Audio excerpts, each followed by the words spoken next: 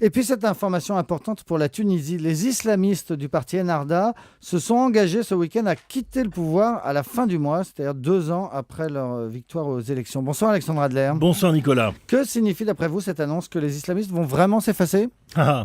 C'est vraiment une bonne question parce que oui, incontestablement, il y a un immense progrès. Les islamistes étaient en train de bloquer de toutes les manières possibles les élections générales.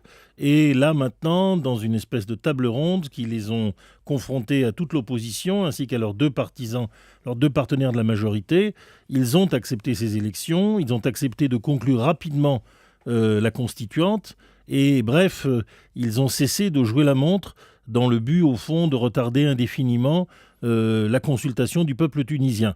Maintenant, va y avoir un gouvernement de technocrates avec des gens quand même proches d'Ennahda et ils n'ont pas tout à fait abandonné le pouvoir. Ils espèrent même qu'en prenant un peu de retrait, ils vont quand même pouvoir gagner les élections. Alors c'est une bouteille à moitié vide, à moitié pleine.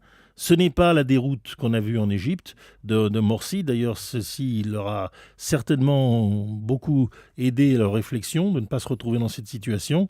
Ce n'est pas non plus la victoire de l'opposition, car ils gardent quelques atouts dans leur jeu. Mais enfin, c'est une situation incomparablement plus ouverte que celle qu'on n'a jamais connue. Et puis, il faut rappeler que les morts toujours inexpliquées de deux opposants de gauche importants pèse beaucoup dans l'image d'Ennahda. Mais sur le fond, qu'est-ce qui pousse ces islamistes qui ont été élus à se retirer? C'est la pression de l'opinion?